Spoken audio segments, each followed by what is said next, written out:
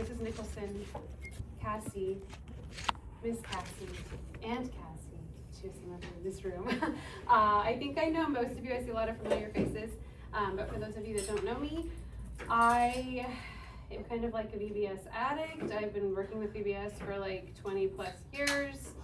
Since I was in high school, that's 20 plus years. I love it. I love it. It's crazy. It's insane. It's exhausting. And it's so worth it because these kids get so on fire for Jesus, which is great. I'm trying to think. I think the first time I ever helped with VBS here at Star was in the summer of 2017. I wasn't living here at the time. My family was.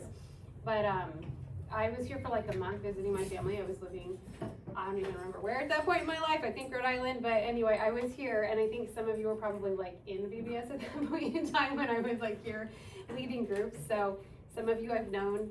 I've been back living here for the past 8.5 years, I guess now. I'm married. I have 3 kids. I'm very pregnant. So have mercy on me this summer during VBS because it's going to be hot and I'll be like 35 weeks pregnant. So if you're with me, I know who you are. It's going to be in the room with me. Help me, please. No, it's going to be a lot of fun. I'm really excited. Like I said, I love VBS because it's that like reconnect time in the summer that we have. A lot of you and a lot of the kids like see each other on a pretty regular basis during the school year. You've got school, you've got homeschool co-ops, you've got sports, you've got stuff going on, you've got Fidelis, Fraternis, FaithWorks, like you name it, there's stuff going on.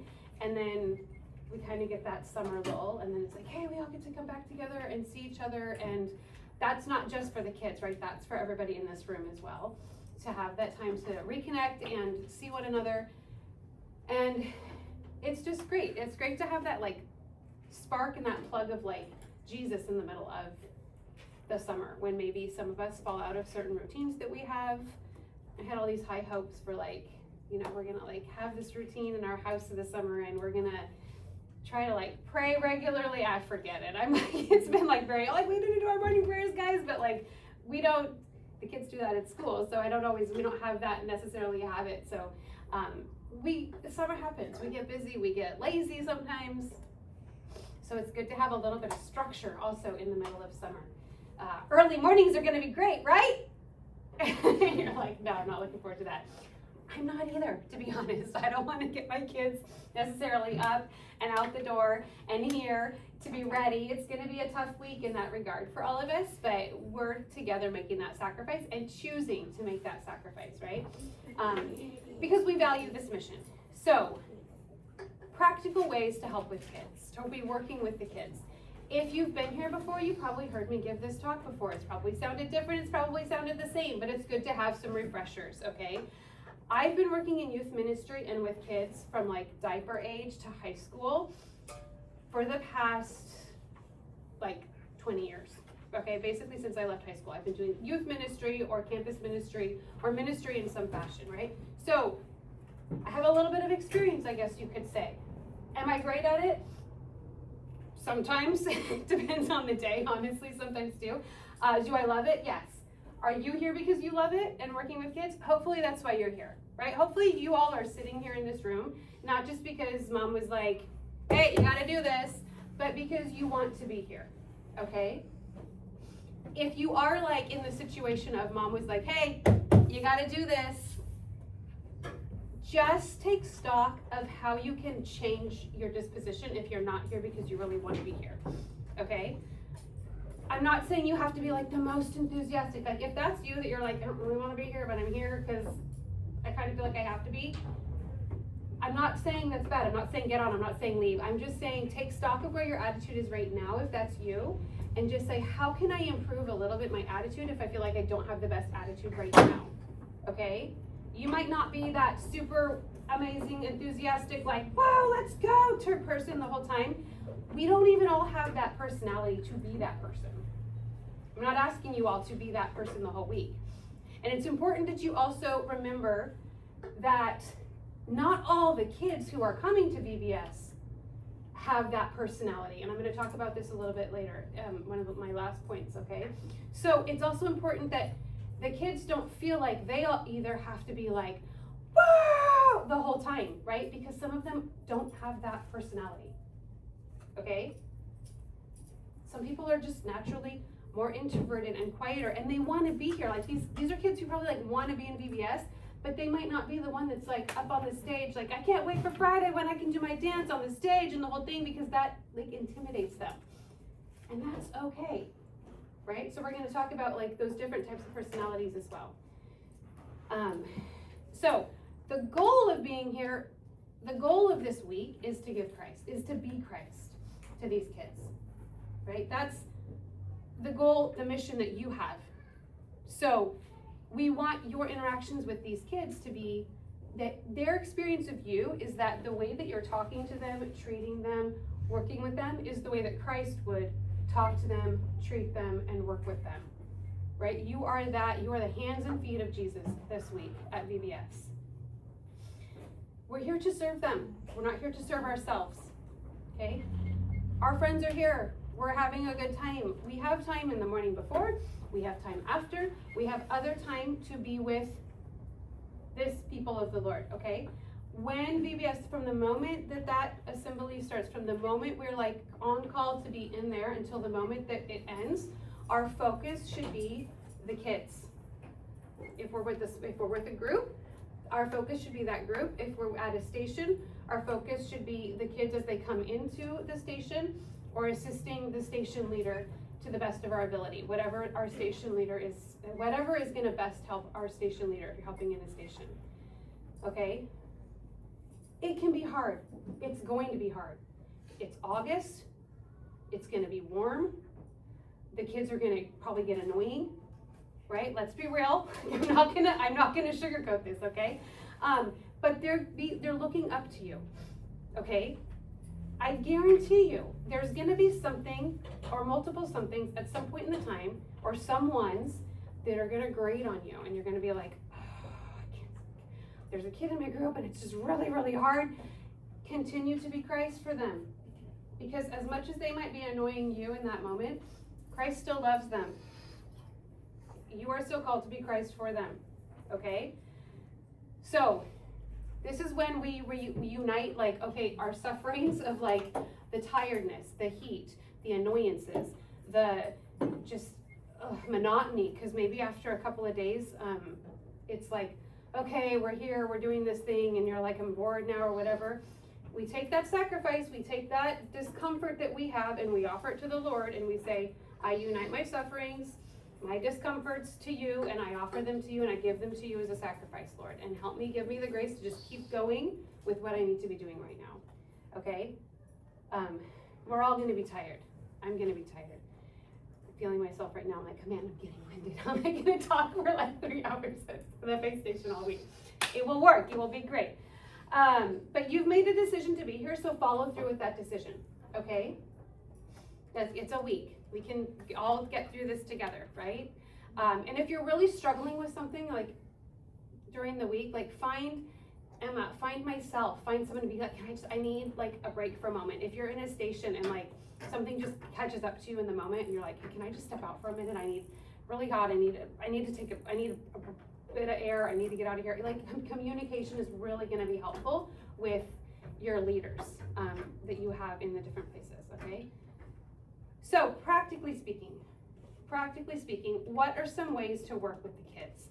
First of all, get to know their names, okay? It's really different to have somebody like call you by name rather than be like, oh, hey, you.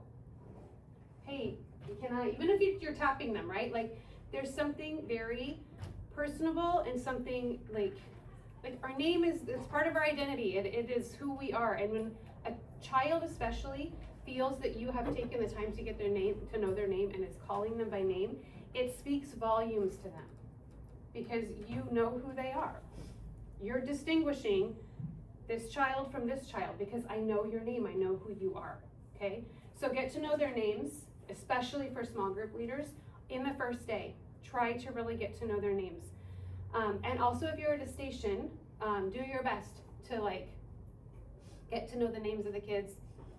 You probably know most of the kids that are coming just because we all pretty much know each other at the parish, right? But if there's somebody you don't know, Ask one of the small group leaders, hey, what's that kid's name over there?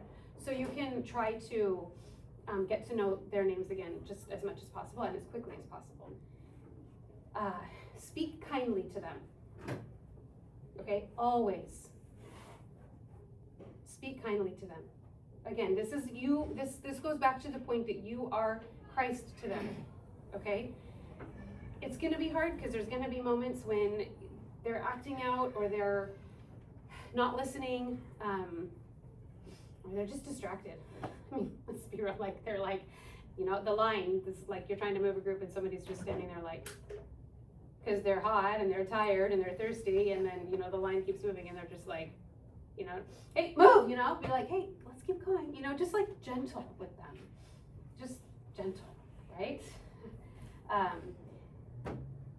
If you feel like somebody is acting out and you can't just speak kindly to them, ask somebody else to intervene. Get one of the other leaders. If you're like feeling like maybe it's one kid has just been like just pushing and egging you on, because that's the other thing. Kids figure out fast how to push buttons. Okay? And if they see that something is aggravating you or getting you frustrated, they're probably going to keep doing that thing. Okay? Instead of you exploding at them or saying something unkind to them, go get someone else to deal with it. Walk away from the situation and find somebody else to deal with it, to help you with it, okay? It's just gonna help maintain a lot of peace and a lot of charity in the environment that we're in.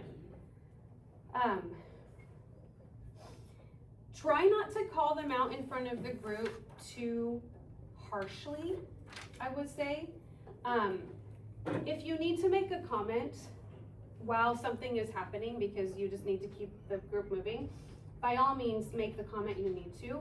But if it's something like, use prudence and discretion here. If it's something that they're doing repetitively, there's a behavior that you're seeing and the child is like acting out or whatever, pull them aside and talk to them about that.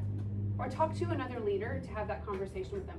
Hey, I've noticed that so-and-so is like not really responding well to this particular station or to this particular leader. Or they're having an issue with another child in the group. Try to address those things in a very like low-key and quiet moment, just so that they don't feel like they're being singled out for something in front of everybody, because that can be very embarrassing. And it's not necessary, because it's a conversation, especially those conversations that you need to have with kids if something were to come up in the moment. Yeah, again, this is just the goal being to be Christ to them, like to be a reflection of the love of Christ and the patience of Christ to these kids. So if that's a situation, then just prudently, does that make sense what I'm saying? Like, have prudence when having to deal with potentially negative situations that you might encounter with the kids, okay? Engage with them. Number one, like with kids, is engage with the kids. I'm going to say this over and over again. And if I see you, if you are with a small group and you are in my station and I see you not engaging, I will call you out on it. I will get you off of the chair and I will ask you to be with the group, okay? Because this is the most important thing. The kids see you participating with them. If you need a break, again, go to your leader. If you're like, they're settled in you see that they're settled in a station, and you need to just pop out. You need to go to the bathroom. You need to grab a snack. You need to go get a drink of water. Or you just need a moment. I get it. You might just need a moment. Don't take that moment in the room where the kids can see you not participating. Ask, hey, can I step out of the room for a second? That's totally different, because then the kids see you leaving to go do something or take care of something, not just sit and chat with each other while something else is going on. Okay, that sends a whole different vibe to the kids. Does that make sense? If you're with a small group, while you're walking from place to place, right, try to like talk to the kids. Hey, what did you learn in that station? What did you like about that? Get to know them if you don't know them very well. I would say try to make, especially small group, those of you that are helping out with small groups, try to make some kind of one-on-one contact with every member of your group every day.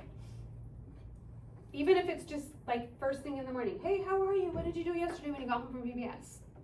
Right? Some kind of personal thing during the day to every single member of your group, just to make sure that you're touching base with them and they feel like every member of every leader in their group is, all of the kids feel like every leader of their group is taking a personal interest in them, okay? It can be the simplest thing, right? But even those kids that you don't necessarily like vibe with the same way, try to check in with them in some way, all right?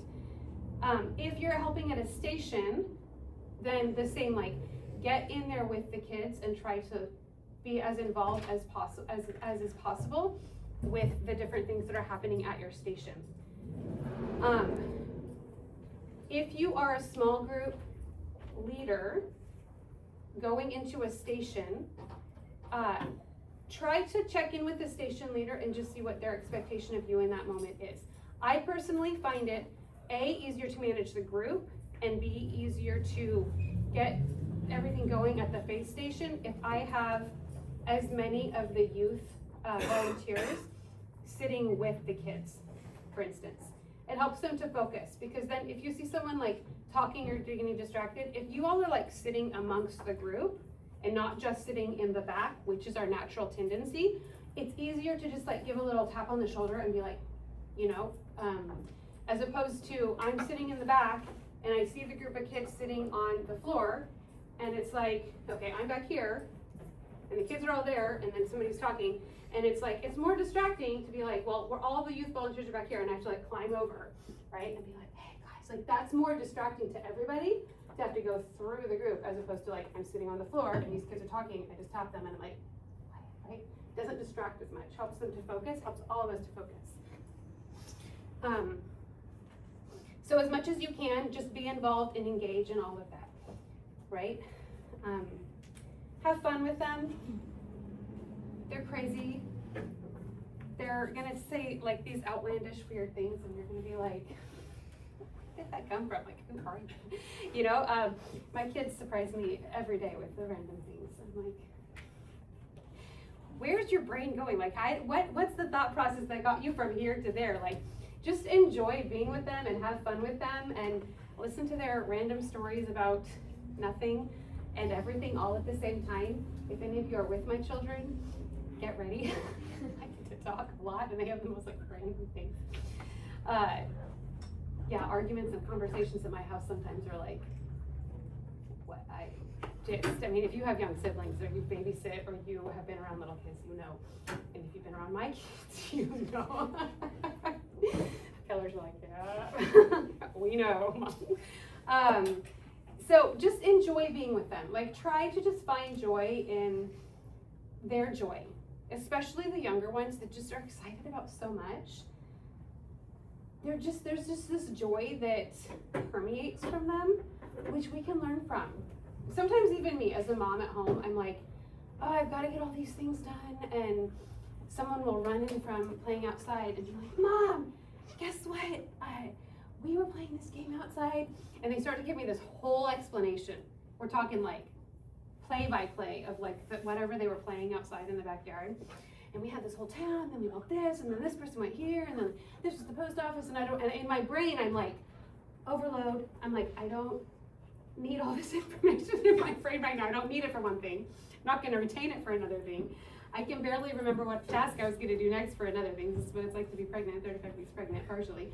But I have to stop myself and remember, this is like their whole world right now, is whatever they were doing outside. And they're so excited about it because it's so alive and real to them that I stop and I listen and I try to take it all in as best as I can and be excited with them, because that's what they're in right now, especially when they're younger, right? Like, they're just in the joy of the moment. So be in the joy of the moment as much as possible with them and have fun with them.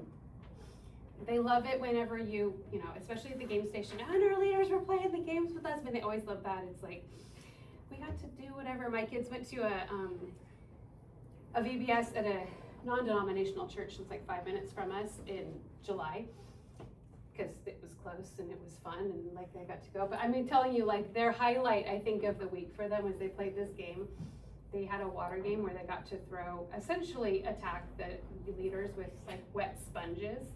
So they had these wet sponges and they were just like chucking. It was some kind of tag where like they were all the kids were trying to get the leaders at the game station by like throwing these wet sponges at them.